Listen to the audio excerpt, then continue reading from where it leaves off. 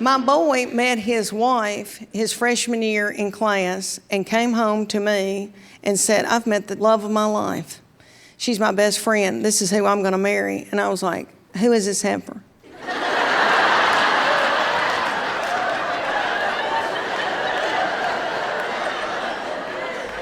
And I love my little daughter-in-law, and she's like another child to me. She really is. But Lord, okay, you younger girls, if y'all got sons, I'm not trying to scare you, but they will grow up and you will have to hand him over to somebody else. And it is a booger. And I love her, but 2 weeks before they got married, I took to the bed.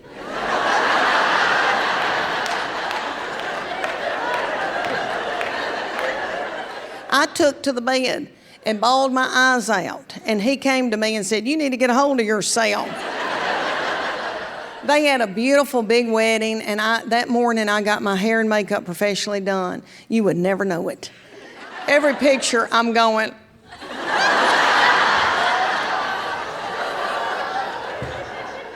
But everything turned out beautiful. And let me tell you, what wonderful thing comes out of that. They have had my first grandbaby.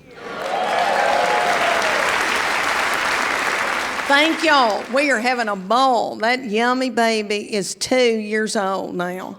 And he is precious. And people would say to me, oh, it's the best thing that ever happens to you. And I feel like I received that, but you don't know until you have them. Oh my gosh, if we are not having a ball, I hope I'm his best friend. He's my best friend. And every time I see him, I say, I'm buying you a camper.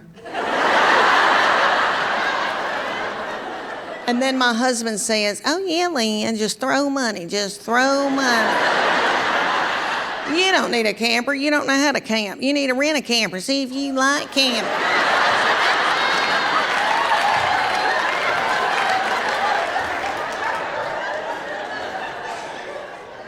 Y'all should see how beautiful and stout this baby is.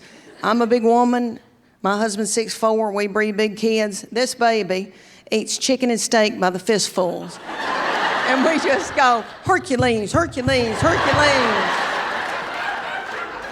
Y'all should see him in the yard with no shirt on, mowing with a bubble mower. Oh my Lord, beautiful. I was in an Uber with a man up north, and this man, we were talking about our grandchildren, and he's got a grandson, and he's in love with him, and he said, I love him so much that if he came to me and said, Granddaddy, I've killed somebody, I'm gonna need some help.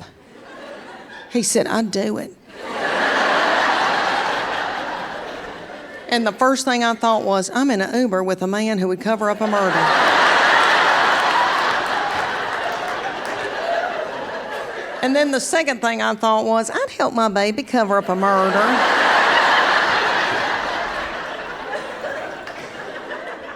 When my boy and his wife found out about this precious baby, they would say, their baby. And we would say, our baby. And then they started using words like boundaries. They started saying things like, oh yeah, so-and-so placed some boundaries with her mother and father-in-law. And I just smiled and kept my mouth shut and went. And I thought to myself, they don't know what's about to hit them. They're gonna have this precious baby and they're gonna be up all night, and that's gonna go into weeks and months, and then my little daughter-in-law is gonna start hallucinating. And then she's gonna wake up in the night and she'll be breastfeeding a lamp.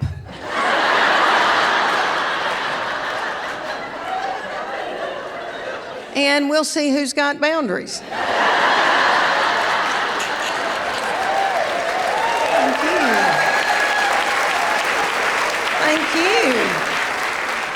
Thank y'all. Well, I was right. I'm the mama. I know everything. So they work full-time, both of them, and my daughter-in-law's been going to MBA school at night and on the weekends. So they are so tired and crazy, they don't even know their own name. They don't even call us anymore. They just let that little baby off in the yard. We get him anytime we want him. Thank y'all. And we want him all the time.